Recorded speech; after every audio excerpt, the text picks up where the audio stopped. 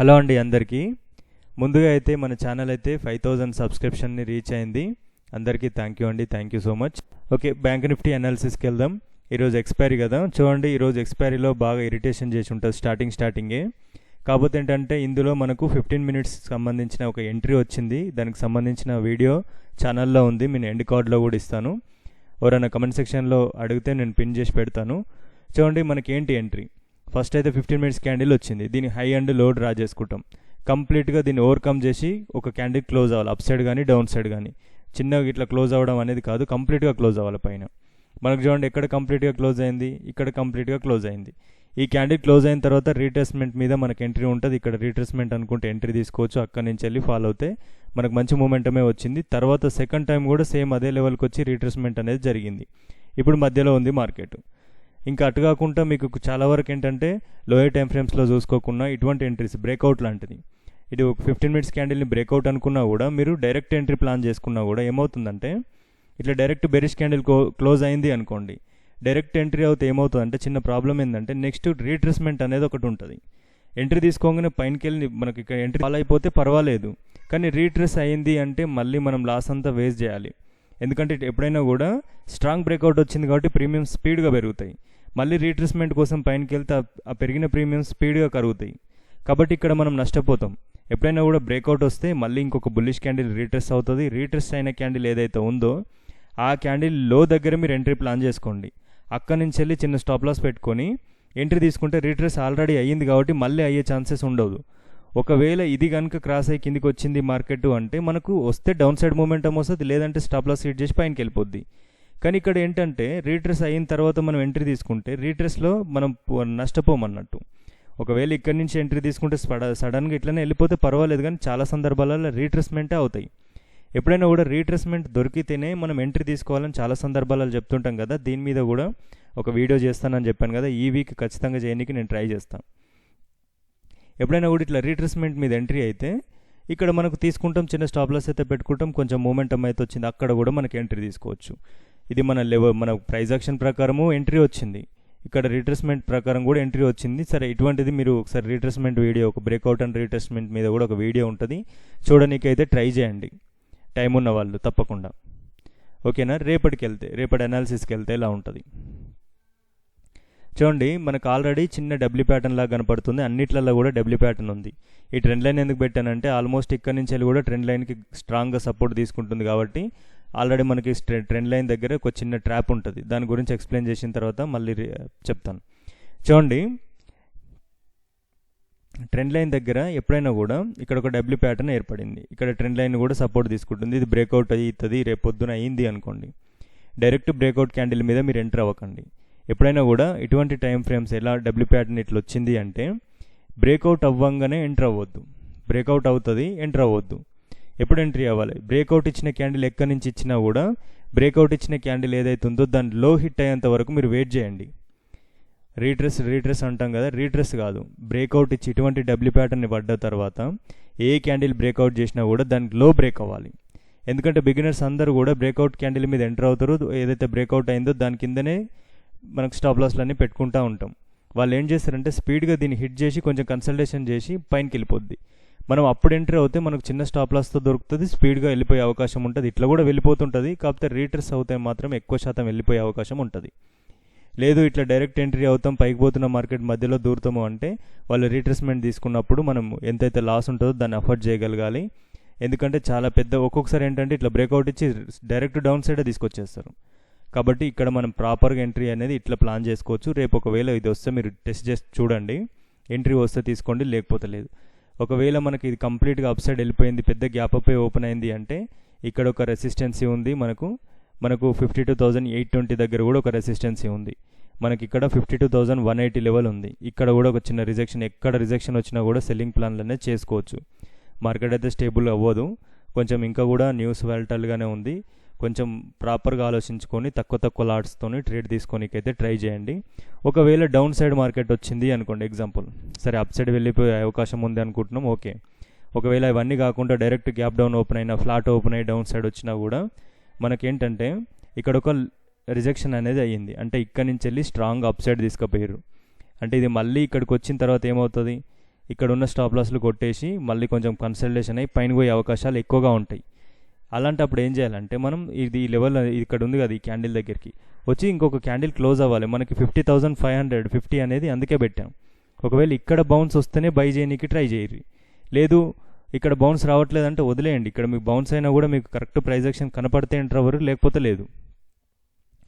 ఒకవేళ మళ్ళీ ఇక్కడ డౌన్ సైడ్ వచ్చి రీట్రెస్ అయ్యింది అనుకోండి, రీట్రెస్మెంట్ అయితే మళ్ళీ 51,000 సైకలాజికల్ నెంబర్ కాబట్టి అక్కడ మళ్ళీ ట్రేడ్ తీసుకునే అవకాశాలు అయితే ఉంటాయి. పర్ఫెక్ట్గా ప్రైస్ యాక్షన్ కనబడితే ఎంట్రీ తీసుకోరు, ఓకేనా.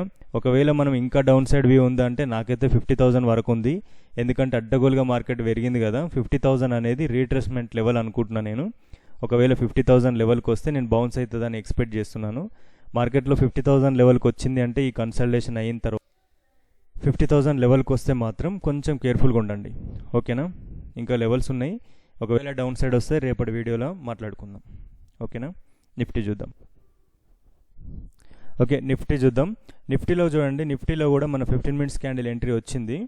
కాకపోతే ఏంటంటే చూడండి ఇక్కడ ఒక బ్రేక్అవుట్ లాగా కనబడుతుంది. కాకపోతే కంప్లీట్గా నేను ఆల్రెడీ చెప్పాను కదా, కంప్లీట్గా బయటకు వెళ్ళి క్లోజ్ అవ్వాలి. డైరెక్ట్ ఆడికి వచ్చి క్లోజింగ్ అనేది ఎప్పుడు తీసుకోవద్దు. కంప్లీట్గా మనకు క్లోజ్ అయిన క్యాండిల్ ఏది ఉంది, ఇది ఉంది. మనకి క్యాండిల్ ఎప్పుడైతే కంప్లీట్గా క్లోజ్ అయిందో రీట్రెస్మెంట్ అయినాక ఎంట్రీ తీసుకోవచ్చు. చెప్పాను కదా, ఒక బ్రేక్అవుట్ తర్వాత బుల్లిష్ క్యాండిల్ లో దగ్గర కూడా మనం ఎంట్రీ తీసుకోవచ్చు, దాని దగ్గర స్టాప్ లాస్ పెట్టుకొని. ఒకవేళ డౌన్ సైడ్ మూమెంటం చూడండి, చిన్న మూమెంటం వచ్చింది, తర్వాత అగ్రెషన్ రిటర్న్ వెళ్ళిపోయింది. ఓకే, మనకు 1:1, 1:2 అయితే వచ్చినట్టుంది, తర్వాత పైనకి వెళ్ళిపోయింది. ఇటువంటి ట్రేడ్స్ అనేటివి ఇప్పుడున్న పరిస్థితిలో తీసుకోలేని సిచ్యువేషన్, ఎందుకంటే న్యూస్ బాగా ఉన్నాయి కదా, మార్కెట్లో మనకి ఎంత ప్రాపర్ ఎంట్రీ వచ్చినా కూడా తీసుకోనికి అంత పర్ఫెక్ట్గా లేదు. ఆల్రెడీ నిన్నటి వీడియోలో కూడా చెప్పాను కదా, ఈ మధ్యలో ట్రేడ్ అనేది అంత ఈజీ కాదు, చాలా టఫ్గా ఉంది మార్కెట్. ఈ మధ్యలో ట్రేడ్ అయితే తీసుకోవద్దు, అట్లీస్ట్ లెవెల్స్ దగ్గరికి రావాలి. ఆల్రెడీ నిన్నటి వీడియోలో కూడా చెప్పాం కదా, మనము ఈ పెద్ద క్యాండిల్ వచ్చింది కదా, దీని 50% కూడా చాలా వరకు ఇంపార్టెంట్. ఇప్పుడైతే మనకు 50%లో మార్కెట్ ఉంది. ఇక్కడ నుంచి వెళ్ళి ఒకవేళ మళ్ళీ 50%కి వస్తే ఇదంతా అగ్రెషన్ ఫాల్ కదా, ఈ అగ్రెషన్ ఫాల్లో మనకు 50% అనేది చాలా ఇంపార్టెంట్. ఎగ్జాక్ట్లీ 50% ఉంది. మీకు ఇది గ్యాన్ బాక్స్ టూల్ వీడియో కూడా నేను షార్ట్ వీడియో మళ్ళీ చేయడానికి ట్రై చేస్తాను, ఓకేనా. చూడని వాళ్ళు ఉంటే చూడండి మళ్ళీ కూడా. రేపు ఏం చేద్దాం, రేపు దీంట్లో కూడా ఆల్రెడీ డబ్ల్యూ ప్యాటర్న్ పడింది. ఇక్కడ ఆల్రెడీ డబ్ల్యూ ప్యాటర్న్ వచ్చింది, బ్రేక్అవుట్ చేసింది, రీట్రెస్మెంట్ కూడా చేసింది. మీకు ఇంతకుముందు కూడా ఎగ్జాంపుల్లో కూడా చెప్పాను కదా, ఏదైతే బ్రేక్అవుట్ చేస్తుందో ఈ క్యాండిల్ ఏదైతే ఉందో బ్రేక్అవుట్ క్యాండిల్ అనుకుంటున్నాం కదా, ఈ క్యాండిల్ ఏదైతే బ్రేక్అవుట్ చేస్తుందో దీని పడంగానే ఎంట్రీ అవ్వద్దు, బ్రేక్అవుట్ అవుతుంటే కూడా ఎంట్రీ అవ్వద్దు. ఖచ్చితంగా దీని లో దగ్గరనే మనం ఎంట్రీ ప్లాన్ చేసుకోవాలని చెప్పాను కదా. చూడండి ఇక్కడికి వచ్చిన తర్వాత పర్ఫెక్ట్గా రీట్రెస్మెంట్ తీసుకొని పైనకి వెళ్ళింది. ఓకే, ఇది ఇట్నే కంటిన్యూషన్ అవుతే ఓకే, కంటిన్యూషన్ అవ్వకుండా మళ్ళీ టెస్ట్ చేస్తే మాత్రం అప్పుడు మనం ఎంట్రీ ప్లాన్ చేసుకోవచ్చు ఇక్కడ, లేదంటే లేదు. దీంట్లో ఆల్రెడీ ఎంట్రీ అయిపోయింది. మార్కెట్ క్లోజింగ్ టైంకి ఎంట్రీ వచ్చినా కూడా మనం తీసుకోవద్దు. రేపటికి హోల్డింగ్ అనేది ఆప్షన్స్లో అస్సలే మంచిది కాదు. ఓకే, ట్రేడ్ అయితే తీసుకునే అవకాశం లేదు. ఇక్కడ నుంచి పైనకైతే వెళ్తుంది.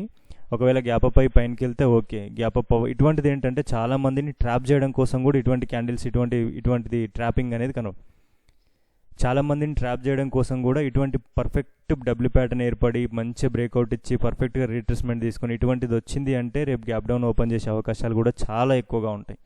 ఎందుకంటే ప్రాపర్గా ట్రాప్ అయ్యేది ఎక్కడ అంటే మనకు అక్కడ పర్ఫెక్ట్గా ఉన్నది అంటేనే నెక్స్ట్ డే ట్రాప్ చేయడానికి ఛాన్సెస్ ఉంటాయి. రేపైతే నేను దీంట్లో గ్యాప్ డౌన్ ఎక్స్పెక్ట్ చేస్తున్నా. గ్యాప్ డౌన్ లేదా ఫ్లాట్గానే ఓపెన్ అవుతుంది. ఒకవేళ మళ్ళీ ఈ జోన్కి వస్తే మనం ఎంట్రీ ప్లాన్ అనేది చేసుకోవచ్చు. అది ఫస్ట్ 1 అవర్లో ఎట్టి పరిస్థితిలో ట్రేడ్ చేయకండి, మధ్యలోకి మాత్రం ట్రేడ్ తీసుకోవద్దు ఎట్టి పరిస్థితులు ఎక్కడ వచ్చినా కూడా. ఒకవేళ దీంట్లో మనం పర్ఫెక్ట్ ట్రేడ్ అయితే ఏదైనా ఎగ్జిక్యూట్ చేయాలి అనుకుంటే ఇవన్నీ కూడా రిస్కీ ట్రేడ్స్. ఇక్కడ తీసుకునే ట్రేడ్ అయినా ఇక్కడ తీసుకునే ట్రేడ్ అయినా రిస్కీ ట్రేడు. ఒకవేళ దీంట్లో మనం ప్రాపర్గానే ట్రేడ్ తీసుకోవాలనుకుంటే మాత్రం హై పైన కానీ లో పైన కానీ ప్లాన్ చేసుకోవాలి. ప్రాపర్గా తీసుకోవాలంటే మేము రిస్క్ కొంచెం వరకు చేసుకోగలం అనుకుంటే మాత్రం ఇక్కడ ఒకటి ఉంది, ఇక్కడ ఒకటి ఉంది. ఈ రెండు రిస్కీ ట్రేడ్స్, ఓకేనా. నిఫ్టీలోనైతే ఇంతే. ఫిన్ నిఫ్టీ చూద్దాం. ఓకే, ఫిన్ నిఫ్టీ చూడండి. ఫిన్ నిఫ్టీ కూడా ఆల్మోస్ట్ సేమ్ డబ్ల్యూ ప్యాటర్న్ ఏర్పడ్డది. అక్కడ నుంచి అది బ్రేక్అవుట్ అయితే చేసింది. రేపు ఒకవేళ దీంట్లో టెస్టింగ్ మీద వచ్చినా కూడా మనకు ఫస్ట్ 1 అవర్లోనే వచ్చే అవకాశం ఉంటుంది. లేదు గ్యాప్ అప్ ఓపెన్ అయింది అంటే మళ్ళీ టెస్ట్ చేసినప్పుడు మాత్రం ఈ జోన్లో 23,150 లెవెల్ ఉంది ఇక్కడ మనకి. ఈ లెవెల్లో మనకి ఎంట్రీ దొరికితే తీసుకోవచ్చు. 400 వరకు 400 రిజెక్షన్ వచ్చింది అంటే రీట్రెస్మెంట్ మీద సెల్లింగ్ ప్లాన్ చేసుకుంటే మళ్ళీ 150 వరకు వచ్చే ఛాన్సెస్ ఉన్నాయి. ఒకవేళ డౌన్ సైడ్ వస్తే ఆల్రెడీ ఫైనాన్స్ సెక్టర్ కొంచెం వీక్గా ఉంది. ఒకవేళ డౌన్ సైడ్ వచ్చింది అనుకోండి, మనకి ఇంపార్టెంట్ లెవెల్ దగ్గర నుంచి వెళ్ళి బౌన్స్ అయింది కదా 23,000 లెవెల్, అది బ్రేక్ అయింది అంటే మాత్రం మళ్ళీ 22,600 వరకు వచ్చే అవకాశం ఉంటుంది. కాకపోతే ట్రైలింగ్ చేసుకోవాలి, అంత ఈజీగానైతే రాదు. ట్రయల్ చేసుకుంటూ వస్తే మనకు అవకాశం అయితే ఉంటుంది. మ్యాక్సిమం ఈ జోన్ అనేది బ్రేక్ అవ్వదనుకుంటున్నాను నేను. ఒకవేళ బ్రేక్ అయితే మాత్రమే డౌన్ సైడ్ ట్రేడ్ అనేది ప్లాన్ చేసుకోవచ్చు. ఓకే, క్రూడ్ ఆయిల్ చూడండి. క్రూడ్ ఆయిల్ అయితే అతి కష్టం మీద పైనకి అయితే వెళ్తుంది. దీంట్లో మనం పైన కనుక్కోనికి లేదు. చూడండి, ఎప్పుడైనా కూడా స్ట్రాంగ్ డౌన్ సైడ్ మూమెంటం వచ్చిన తర్వాత రీట్రేస్మెంట్ మాత్రమే ఉంటుంది. ఆ తర్వాత మనం దీంట్లో కంప్లీట్ బై చేయాలంటే ఎక్కడైతే స్వింగ్ ఉందో దాని హై పైన నుంచి వెళ్ళి మాత్రమే మనం బై చేయాలి. దీని హై పైన సస్టైన్ అయితే మాత్రమే హై పైన బై ప్లాన్ చేసుకోవాలి, లేదంటే లేదు. ఇక్కడ మాత్రం సెల్లింగ్ ప్లాన్ ఎక్కడ చేసుకోవచ్చు అంటే మళ్ళీ 6,490 కిందికి మార్కెట్ వచ్చి క్లోజింగ్ ఇస్తే రీట్రేస్మెంట్ మీద ఎంట్రీ ప్లాన్ చేసుకుంటాం, చిన్న స్టాప్ లాస్ పెట్టి. అక్కడ నుంచి టార్గెట్ అయితే మన ఫస్ట్లో ఇది ఉంటుంది. ఆ లో దాటి మళ్ళీ కిందికి వెళ్తే మాత్రం 6,340 వరకు ఛాన్సెస్ ఉన్నాయి. ఇటువంటి వీక్ బయింగ్తో పైనకి వెళ్ళిన మార్కెట్ ఖచ్చితంగా ఫాలో అయ్యే అవకాశాలు ఎక్కువగా ఉంటాయి. దీంట్లో బయింగ్ ప్లాన్ అనేది రిస్కీగా ఉంటుంది. మనం బై చేయాలంటే మన కంప్లీట్ లెవెల్ ఉంది కదా 6,620, ఆ లెవెల్ పైనుంచి వెళ్ళి అప్ సైడ్ ప్లానింగ్ చేసుకోండి. ఇక్కడైతే వద్దు, మనకు ఆల్మోస్ట్ డౌన్ సైడే కనబడుతుంది మార్కెట్ వ్యూ అంతా. ప్రైజ్ యాక్షన్ చేసుకుంటూ ఇట్లా అతి కష్టం మీద పైనకి వెళ్తే ఇక్కడ ఎక్కిన రీటైలర్స్ అందరిని కూడా కొట్టేయడం కోసం కిందికి వచ్చే అవకాశాలు ఎక్కువగా ఉంటాయి. ఓకేనా? థ్యాంక్ యూ అండి. ఈ వీడియోలో అయితే ఇంతే. నచ్చితే మాత్రం ఒక లైక్ ఆర్ కమెంట్ చేయడం మాత్రం మర్చిపోకండి. Thank you so much.